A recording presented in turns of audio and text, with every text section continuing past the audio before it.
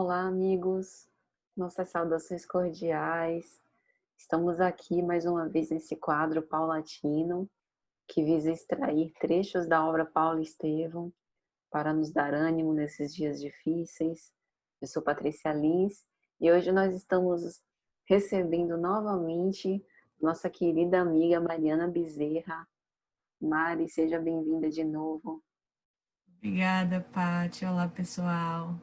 A gente não sabe se é boa noite, né? Então a gente apenas sauda a todos.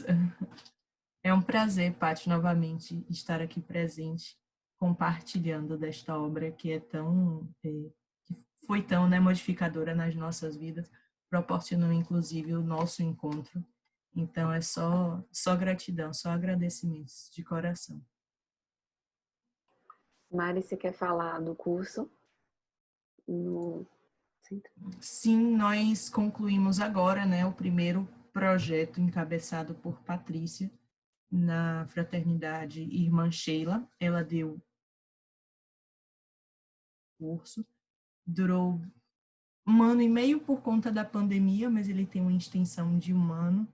As atividades permanecem, nós vamos continuar estudando a obra Paulo e Estevão através da Casa Irmã Sheila, né, da Fraternidade Espírita Irmã Sheila, e ainda na modalidade remota, em razão do não retorno das atividades na modalidade presencial. Daqui a pouco as matrículas, a casa abre, né, para os novos membros fazerem as suas matrículas, e quem tiver interessado está convidadíssimo, mais que convidado, porque é um estudo, nós vamos para o segundo, né, eu vou estudar pela segunda vez. Patrícia já carrega aí nessa bagagem, talvez mais de algumas leituras, mas é sempre gratificante rever. E esse quadro funciona também para isso, né? Eu tinha esquecido, hoje a gente vai trabalhar, estudar o primeiro capítulo, então a gente já tinha feito isso lá atrás, e aí a gente rememora com um outro olhar, com novas fontes, que a gente vai se modificando enquanto espírito. Também a gente vai trazendo consigo na nossa caminhada diferentes bagagens, e aí vai vindo o livro, vai vendo a obra e a vida de Paulo e Estevão e Abigail e Jochebed e todos os outros de uma forma diferente, né, Paty? Com outro olhar. Perfeito, Mari. Gente, na descrição desse vídeo eu vou colocar o link do Instagram da Fraternidade Espírita Irmã Sheila, para quem tiver interesse de fazer essa inscrição no curso que a Mari facilitou, e vai facilitar ainda, né? Então, Isso. gente, vamos iniciar. Hoje, o trecho que nós vamos avaliar é: Corinto a seus olhos era uma nova edição da Babilônia condenada e desprezível. Então, como o Mari bem trouxe, esse excerto está no primeiro capítulo da primeira parte da obra Paulo Estevão. Foi uma, digamos assim, transcrição do pensamento de Jochebed feita por Emmanuel. E aqui a gente está no começo da obra e, portanto, as cenas que a gente tem são mais ou menos as seguintes. Jochebed tinha acabado de ser flagiciado em praça pública pelos soldados romanos. Ele foi espancado, esmurrado. Experimentava naquele momento um profundo desprezo, de uma forma geral, né, por toda aquela cidade, pela imersão em Corinto da soldadesca romana. Mal conseguia reagir. Emmanuel narra que ele tinha os seus olhos frios e secos, os seus lábios petrificados de revolta e de dor, mas se pudesse, vai dizer Emmanuel que ele desejaria humilhar os circunstantes, dizendo uma palavra de condenação. E aí ele mirava para o templo de Vênus, que é o símbolo, né, daquele politeísmo romano, com um profundo dissabor, com profunda revolta. Via as pessoas na rua e se lembrava dos profetas da sua raça, que tentaram, à custa dos anos, profligar esses pecados sem conseguir êxito. E ele, ainda agora, padecia junto com seus filhos. Então, mais ou menos esse é o contexto. Mari, por favor. Eu acho, Paty, que a gente tem que realmente recobrar um pouquinho do que da história de Jochebed, porque nós muito mais nos assemelhamos a ele do que a Jochebed somos nós. Então, eles estavam imersos numa cidade que era romana, né, tomada pelo Império Romano, tinham as características de ser uma cidade destruída, reconstruída, teve as suas terras tomadas pelo Império Romano, então ele experimentou muitos dissabores, possivelmente com seus ancestrais, porque a invasão de Roma se deu em aproximadamente 1046 a.C., e a cidade só foi reerguida, coincidentemente, 35, 36 depois de Cristo. Então, no momento em que Emmanuel narra a história, é justamente o momento em que a cidade está se reerguendo e tomando forma de cidade. A multiplicidade cultural na cidade também era muito viva, porque era uma cidade de portos, então por ali transitavam muitas pessoas, e, de uma certa forma, o que havia sido enraizado, que era a religião hebraica, tinha sido destruída pelo Império Romano, ao passo que eles iam tomando e desapropriando as terras, as pessoas que ali se fizerem, ali constituíram família, iriam segregando, iriam falindo, e a inserção de outras culturas. Nós tínhamos um templo de Vênus que se confundia com a casa, ele fala de cortesãs, com uma casa de cortesãs. Então, como é que para um hebreu, olha um templo, que para ele um templo é uma coisa sagrada, como é que ele olharia aquele templo e dentro dele cortesãos? Eu vejo o Jochebed um pouco confuso, assim como nós. Ele tem uma base familiar muito estruturada, que na narrativa de Emmanuel também demonstra essa confusão que existia nele, porque muitas vezes ele fala dessa situação com a política, né, com o governo, de estar completamente satisfeito, se sentindo injustiçado, mas quando ele fala dos filhos, Emmanuel narra com uma leveza, é uma paz, é onde ele se reconforta, é onde ele encontra amor. E a primeira pergunta que eu fiz, e para entender esse pequeno trecho, a gente lê, né, tudo, a primeira pergunta que eu fiz foi: quem é o pai dessa relação? É Gesiel ou é Jochebed? Porque muitas vezes a gente vê os conflitos com a questão das terras e Jochebed sempre querendo, né, acreditando na justiça dos homens, querendo que essa justiça fosse feita. E ele se frustra muito com essa justiça, porque é a que ele conhece, é a que ele denomina como a única justiça. Mas Gesiel, ao mesmo tempo, que lá na frente se tornará Estevão, Gesiel, ao mesmo tempo, tenta pincelar na cabeça daquele ancião, já assim, cansado, que perdeu a sua esposa, né, que já cansado mesmo da luta contra um governo, contra um império, que ele não ia conseguir. Ele queria gritar, nesse trecho fala que ele queria gritar, ele queria, em voz retumbante, humilhar aquelas pessoas, mas ele não iria conseguir, porque era ele contra um império romano. E ele não consegue compreender que justiça é essa, de qual justiça ele precisava acreditar. E eu vejo um conflito imenso em Jochebed. E esse momento também é conflituoso para ele, porque ele acaba de ser humilhado, ele acaba de receber bofetadas, e ele, ao mesmo tempo que foi humilhado e que experimentou aquela situação, ele quer humilhar os outros. Ele compara Corinto a Babilônia. Ele quer, então, ele se sente totalmente desgostoso daquela cidade que, possivelmente, pelos ancestrais dele foi construída, né?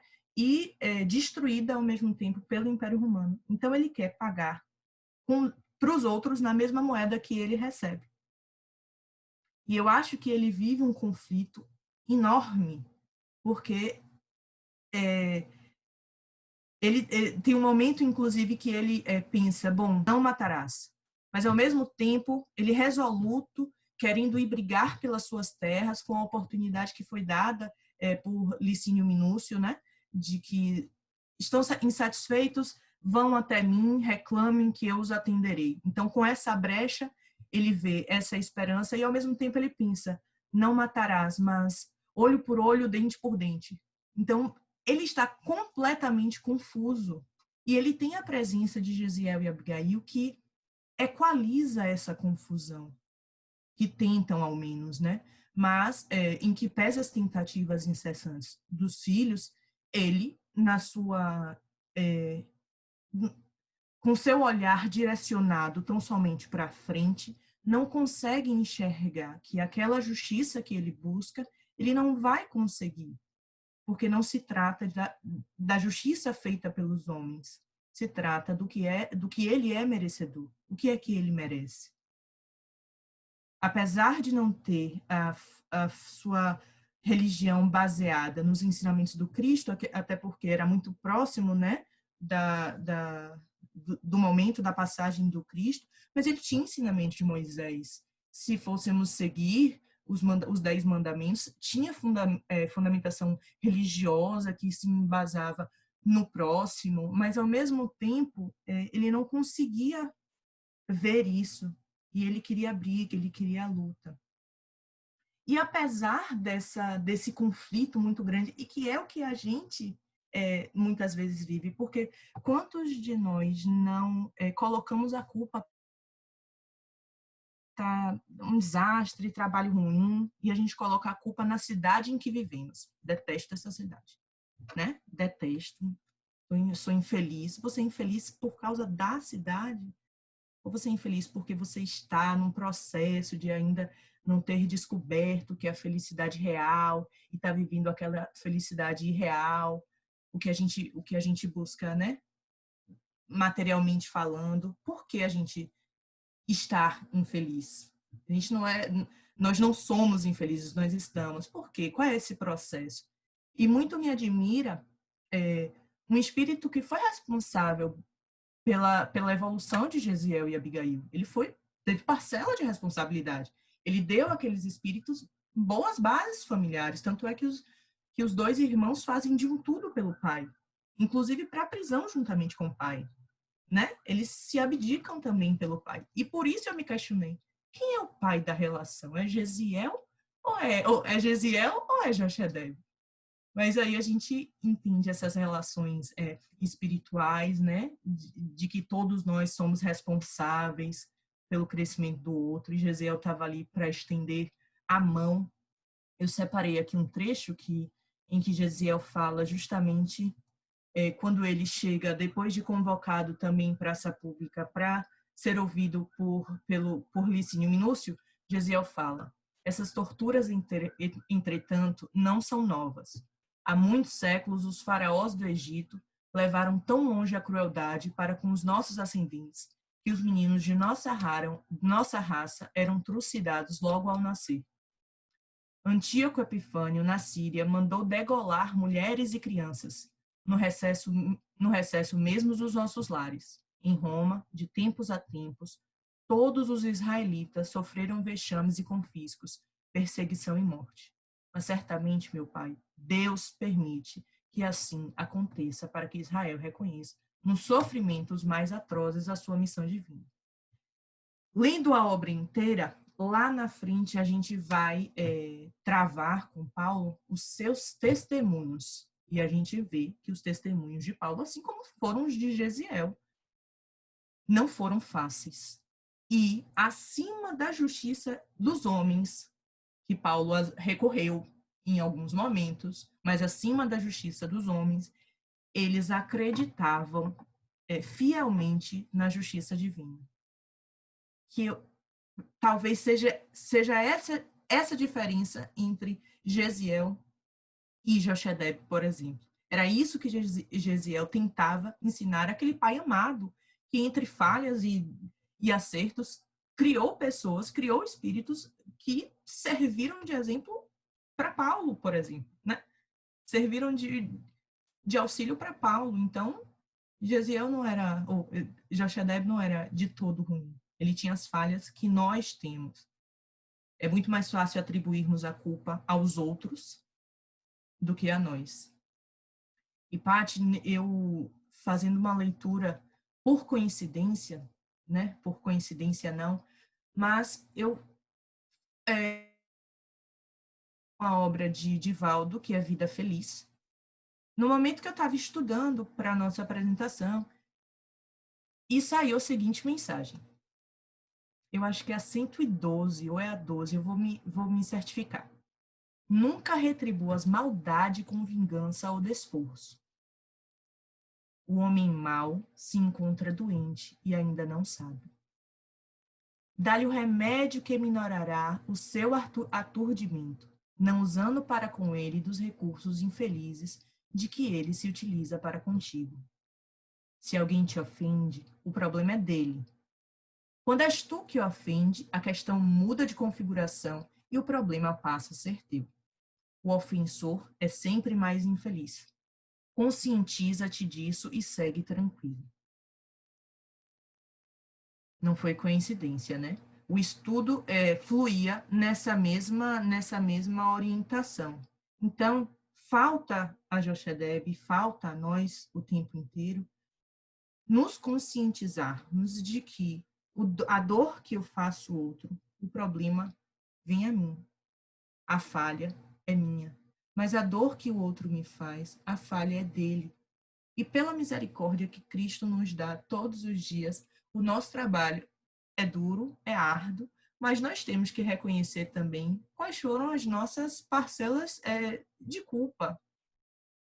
Né? Jochedeb enfrentou, Jochedeb brigou, e mais lá na frente, após esse episódio, ainda ocorre dele incendiar a região, pela propriedade ter sido desapropriada, ele até a fogo acaba causando o desencarne de outros que não tinham nada a ver com aquela situação, e a condição de Jochedeb só piora. E ele queria humilhar aqueles que estavam ao redor.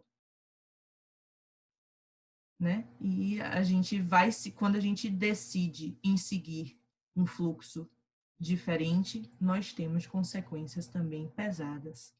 Infelizmente, dessas colheitas, né, que a gente faz, nós precisamos tirar cada lição.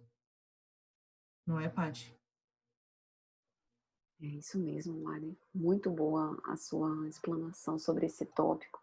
Uma coisa que eu me lembrei foi do cativeiro babilônico por parte do povo de Israel, né?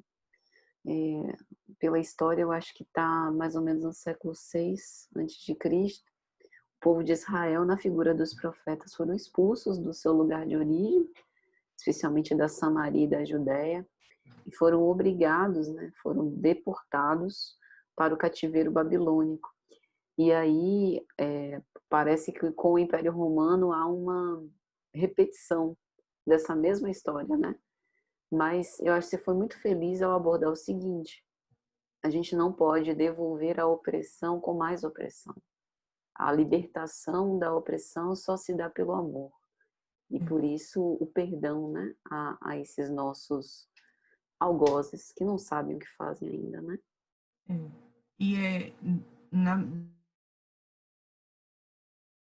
Paulo trata muito sobre, quando ele está sofrendo, ele trata sobre essa liberdade que a gente desconhece, essa liberdade que ele preso dentro de uma cela, ele está liberto, ele se sente liberto. Como? A liberdade transcende, né, ao corpo físico. A liberdade dele vai na conectividade que a gente vai construindo com o alto. E mesmo preso, ele se sente liberto. Mesmo flagelado, ele regozija-se por estar sendo flagelado. E vemos a atuação, o quão importante foi aquele pai que lutou pelos filhos, porque Jochedeb foi um pai que lutou pelos filhos. Ele tinha a preocupação também, tudo que ele fez, a máxima de que errou tentando acertar. Ele visava o conforto dos filhos, ele queria um pedaço de terra para o conforto dos filhos, e lá na frente esses mesmos filhos vão ser os guias, né, de Paulo. Então, ele não errou por completo, a gente não erra por completo. A gente vai entre erros e acertos, galgando os nossos passos. Né? Eu tentei compreender realmente. Imaginemos, nós que lutamos, às vezes, contra um governo opressor em meio à ditadura, é muito difícil a gente exigir que um pai, por exemplo, perdoe de imediato o algoz que assassinou seu filho, ou vice-versa. É muito difícil. Você está perdendo o que você acha que é a única coisa que você tem. Nós temos ainda um processo, um grau evolutivo que dificulta a nossa compreensão do que é realmente importante. Justamente essa felicidade irreal, né? Essa falsa felicidade que a gente se prende às questões materiais e cometemos as nossas falhas por não compreendermos ainda, né? É um processo. E ele teve a sorte de ter Gesiel e Abigail orientando ao seu lado, né? Ele teve muita sorte de ter filhos como foram Gesiel e Abigail. Eu também achei muito interessante essa reflexão que você fez em torno de quem é o pai, né? Porque, não obstante a superioridade moral de Gesiel em relação ao pai, ele jamais usa isso. Como forma de humilhá-lo, né? Exatamente. Então, o símbolo. Desculpa, perdoe-me. Conclua, Paty. Então, o símbolo, digamos assim, do exercício do amor e do perdão estava dentro de casa. Bastava que ele olhasse. Eu fiquei me perguntando se Jochebed fosse o filho e Gesiel fosse o pai. Ele dizia que nada, meu pai. Bora tacar fogo, bora lutar, né? Eu fiquei imaginando, e aquele pai zeloso, não, meu filho, não é assim que funciona, vamos com calma. Eu fiquei pensando se fosse o oposto. Gesiel com a bravura de um jovem, porque o Jochebed, né? Com a bravura de um jovem lutando contra o Império Romano. E isso nos faz pensar a sabedoria do alto ao moldar as nossas relações no planejamento reencarnatório, porque, assim, para a condição de filho, era, digamos assim, bem fácil para Gesiel. Por isso era uma missão. Ele já havia vencido no quesito obediência e resignação, então ele podia testemunhar isso com facilidade. Para Jochebed, a posição de estar no lugar de autoridade aumentava a revolta por conta da impotência. Lembremos que até no contexto cultural era uma sociedade muito patriarcal, né? Se hoje a gente já ainda considera a nossa sociedade patriarcal, imagina naquela época. Então o pai era o provedor, era quem tinha que resolver a situação. Então, como você até falou, aquelas cenas de ser preso, de ser expropriado das suas terras, era uma profunda humilhação. E a gente vê esse reflexo até porque ele carecia de uma esposa. Aquela posição também de os dois lados. Ele assumiu tanto o do pai quanto o da mãe, ao que parece, né? Pela narrativa, ele tentou suprir essa necessidade dos filhos. E a responsabilidade, imaginemos você ter duas bocas para dar o que comer, como dizemos, e não ter terra. A subsistência, eles não viviam de comércio, né? Eles viviam do que eles produziam, vendiam. Não necessariamente de um comércio fora das terras que eles tinham. Imaginemos sem terras, em que pese Gesiel dizer, não, meu pai, vai ficar tudo bem, a gente vai conseguir, não se preocupe, porque depois ele fala isso. Não, meu pai, não se preocupe, vai ficar tudo bem. Mas imagine para um pai que tem uma responsabilidade. Dois jovens, uma filha que ainda não havia encontrado, né, um marido a assumir a sua condição de pai, porque os maridos assumiam essa posição. Realmente, não julguemos a condição de Jochebed, porque Jochebed somos nós. Eu botei esse Jochebed somos nós, né? A gente se arma, se esquece das nossas responsabilidades, dos nossos atos e nos armamos. Vamos humilhar o outro como fomos humilhados. E aí essa teia, ela nunca é quebrada. Essa teia do ódio, da infelicidade, né? Do rancor, ela nunca é quebrada. Até aí vem um Gesiel da vida e diz, não, meu pai, perdoe. E a gente vai tentando desfazer essa teia com o amor de Cristo. E Gesiel, sem saber, já possuía incutido nele, né?